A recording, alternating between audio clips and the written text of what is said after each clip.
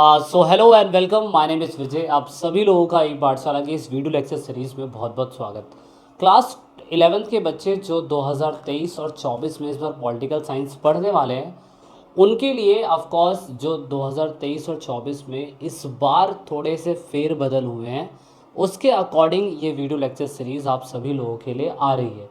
Video का पहला part है क्लास 11th की पॉलिटिकल की दो बुकें हैं, जैसा कि सभी लोगों को पता है। पहली बुक कॉन्स्टिट्यूशनल एट वर्क और दूसरी है पॉलिटिकल थ्योरी।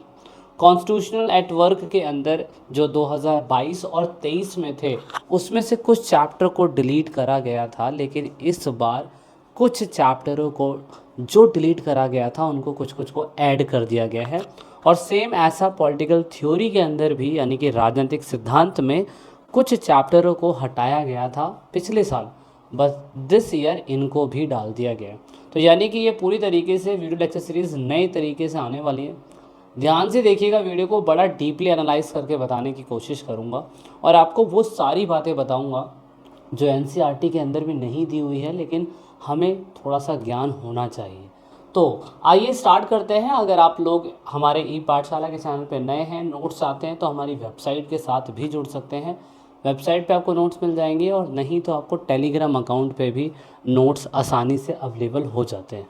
अब दोस्तों, चैप्टर के पूरे क्या कहते हैं, पहले चैप्टर में, जिसके चैप्टर का नाम कॉन्स्टिट्यूशन हाउ एंड वाई है, वाई एंड हाउ है, सॉरी, क्या और कैसे, संविधान क्या और कैसे। सो बेसिकली पूरे चैप्टर के अंदर आपको बहुत आसानी से जो डॉक्टर बी आर अम्बेडकर के द्वारा कॉन्स्टिट्यूशन लिखा गया है उसके बारे में काफ़ी डिटेल्ड में चर्चा देते हुए, कुछ शब्दों की हेरफेर करते हुए आपको समझाने की कोशिश करी गई है। चैप्टर का नाम what is constitution means, that means that हम ये जानेंगे कि असल में हम संविधान क्यों पढ़ रहे हैं, संविधान हमें क्यों पढ़ना चाहिए। उसके साथ साथ हम जानेंगे कि संविधान सोसाइटी के सभी, जो समाज के सभी पहलू हैं, उन पर किस तरीके से असर डालता है, ये भी हम समझेंगे। उसके साथ साथ हम ये समझेंगे कि किस तरीके से संविधान पूरी सोसाइटी में सभी लोगों के बीच में शक्तियों को बांटता कैसे है, उनमें लिमिटेशंस कैसे बनाए रखता है, वो देखने की कोशिश करेंगे।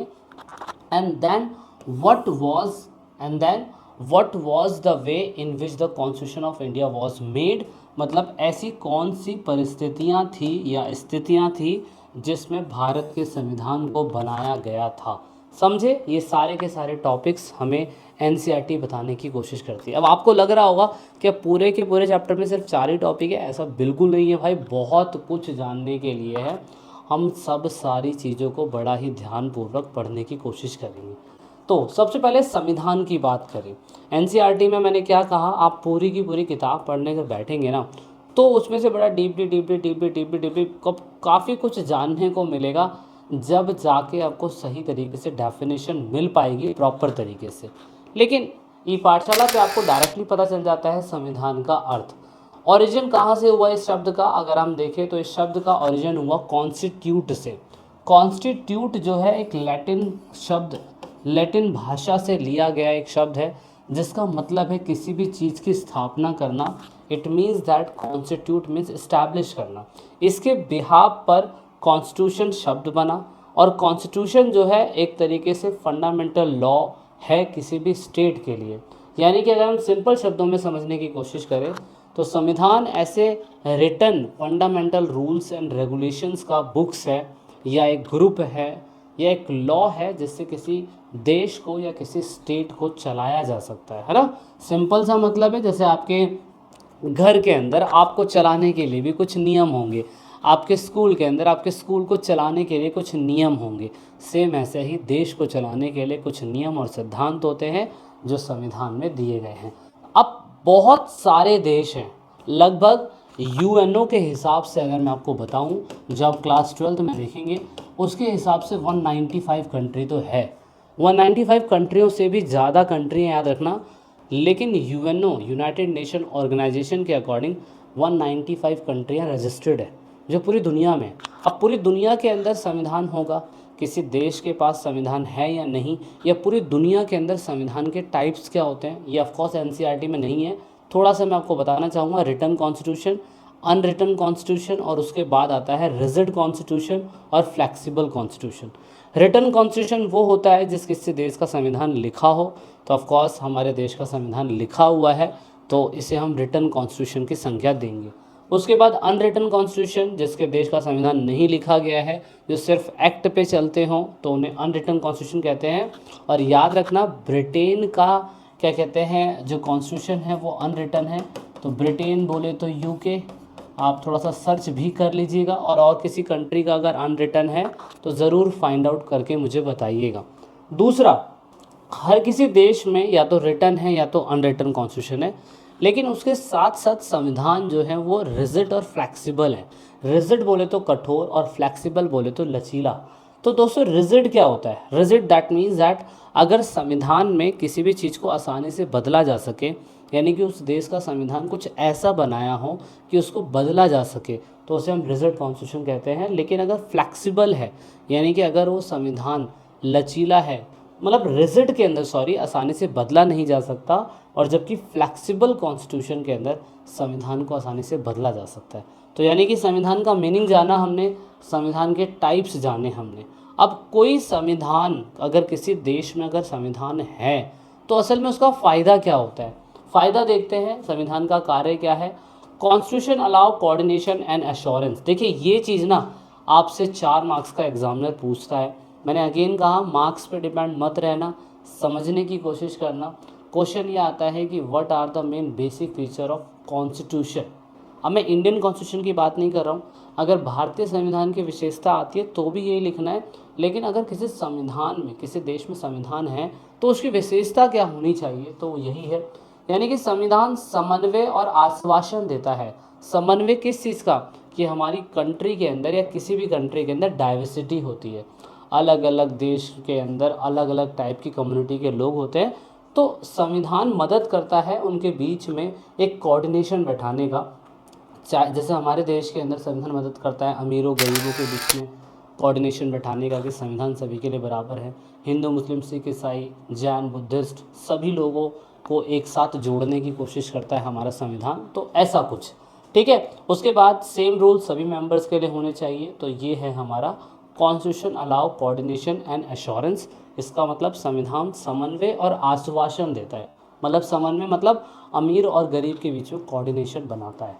दूसरी बात, संविधान पूरी तरीके से ये बताता है कि सत्ता की पावर किसके पास होनी चाहिए, यानी कि संविधान सरकार के विभिन्न अंगों का काम बताता है अच्छी तरीके से कि ये काम इसके अंडर में आता है, ये काम इसके अंडर में आता है। अदरवाइज़ कोई अपनी पावर का गलत इस्तेमाल भी कर सकता है, इसीलिए। दूसरा, संविधान जो है किसी भी देश का वो उन शक्तियों के ऊपर पाबंदियां लगाता है जिस पे उसे लगता है कि लगानी चाहिए। एग्जाम्पल के लिए वो पावर को रिस्ट्रिक्ट करता है, यानी कि restrict the power of a government to protect the individual rights, यानी कि व्यक्तिगत अधिकारों की रक्षा के लिए सरकार की शक्तियों पर प्रतिबंध लगाता है। हमें लगता है कि सरकार को हमने चुन लिया तो सरकार हमारे सर पे बैठ के नाचेगी, जबकि ऐसा कुछ नहीं होता है। संविधान की देखरेख करने वालों ने बड़ा ही अच्छे तरीके से संविधान को जांच के बनाया है, सोच समझ के बनाया है, और इसके हिसाब से जो संविधान होता है ना, वो किसी भी देश के पूरी तरीके से, अगर सत्ता पे बैठे हुए कोई व्यक्ति है, अगर वो पावर का गलत इस्तेमाल कर रहे हैं और उससे किसी व्यक्ति के अधिकार खराब हो रहे हैं, तो संविधान उस पर प्रतिबंध लगाता है और बताता है कि भैया ये चीज़ गलत है। आप किसी की भी ले लो, आने वाली सरकार ले लो या जो आके चली गई है सरकार, उसका एग्जांपल ले लो, और डेली बेसिस पे आप लोग न्यूज़ देखते हैं तो हम कहीं ना कहीं कुछ ना कुछ एग्जांपल उठा सकते हैं जिससे हम काफ़ी अच्छी तरीके से समझ जाएंगे। चौथा और last point, aspiration and the goal of the society. समाज में हर टाइप का व्यक्ति रहता है, तो उसके लक्ष्य, उसके अभिलाषा, उसकी सोच समझ, उसका उसका क्या कहते हैं ड्रीम, उनको पूरा करने का अधिकार संविधान का होता है। A number of provision are insert to ensure welfare of the society. आपने देखा होगा कि हमारे भारत देश का एग्जांपल बताता हूँ, हमारे भारत देश का कॉन्स्टिट्यूशन जो था 1950 में जाके बन गया था, लेकिन हमने समाज में सभी लोगों की आकांक्षाओं को पूरा करने के लिए उसमें कहीं ना कहीं बदलाव करते रहे हम लोग, और आज प्रेजेंट टाइम पे हमारे 103 से भी ज़्यादा अमेंडमेंट हो चुके हैं। सोचिए 103 से भी ज़्यादा अमेंडमेंट हो चुके हैं। इसका मतलब हमारे संविधान के अंदर कितना कुछ बदला है, कितना कुछ बदल चुका है। क्यों? क्योंकि हम चाहते हैं कि aspiration and the goal of the society, यानी कि संविधान चाहता यही है कि समाज में सभी तबके के लोगों की आकांक्षाएं और जो भी उनकी महत्वाकांक्षाएं हैं वो पूरी हो सके, उनका लक्ष्य पूरा हो सके। इसीलिए हमारे भारत देश के अंदर, भारत देश क्या मतलब, मैं अपने भारत देश का एग्जांपल इसलिए बता रहा हूँ क्योंकि भाई कॉन्स्टिट्यूशन तो हमारे भारत देश में भी है और हम तो सभी देशों की बात कर रहे हैं, है ना। तो इस हिसाब से अगर हम फंडामेंटल आइडेंटिटीज़ की बात करें तो constitution make basic laws and these law who should rule the society and how it should be ruled, it is called the national identity and fundamental identity। मतलब संविधान कुछ बुनियादी कानून बनाता है और ये कानून जो है समाज को विकसित करने के लिए होने चाहिए। और ये संविधान कैसे होने चाहिए, ये राष्ट्रीय पहचान और मौलिक पहचान पे डिपेंड करते हैं। तो फंडामेंटल आइडेंटिटी दो तरीके की होती है। पॉलिटिकल आइडेंटिटी जिसमें आप कह सकते हैं कि आपको राइट टू वोट है, रूल्स एंड रेगुलेशन के अकॉर्डिंग आपको काम करना है। मोरल आइडेंटिटी, ये वो आइडेंटिटी है जिसमें लॉज वॉज नहीं होते, लेकिन आपको कहा जा सकता है कि आपकी फंडामेंटल ड्यूटीज़ है, आप इसको अप्लाई ज़रूर करें, इसको फॉलो ज़रूर करें, है ना। तो ये बेसिक है। और authority of the constitution, authority of the constitution का मतलब यही हो गया कि अगर संविधान बन रहा है तो संविधान किसी भी देश का बन रहा है तो उसकी मेन अथॉरिटी है क्या, संविधान बनना क्यों चाहिए। कारण सिंपल सा है कि वो सभी को लिबर्टी देती है, इक्वालिटी देती है, पीस देती है, सिक्योरिटी देती है। इसीलिए किसी भी देश के संविधान को बनाने का, इंश्योर करने का तरीका यही है कि हम लोग सभी को पूरी तरीके से समानता, स्वतंत्रता और शांति सुरक्षा दे। और संविधान यह निश्चित करता है कि सभी के अधिकार बने रह सके, है ना। तो ये क्योंकि आज का बेसिक पार्ट था, बेसिक चैप्टर था ये, तो मैंने थोड़ा सा आपको बताने की कोशिश करी है कि क्या क्या आपने समझना है, क्या क्या आपने देखना है। इस बार एनसीईआरटी के अंदर नए नए टॉपिक्स भी ऐड हुए हैं, तो मैं चैप्टर के अकॉर्डिंग उसको बताने की कोशिश करता रहूँगा। आपको ज़्यादा दिक्कत लेने की ज़रूरत है नहीं। वीडियो जैसे जैसे आगे बढ़ेगी नए नए पार्ट्स आपको समझ में आते रहेंगे। सो इस वीडियो में इतना ही था। जय हिंद, जय भारत, वंदे मातरम। वीडियो अच्छी लगी तो like share subscribe. This is it in this video.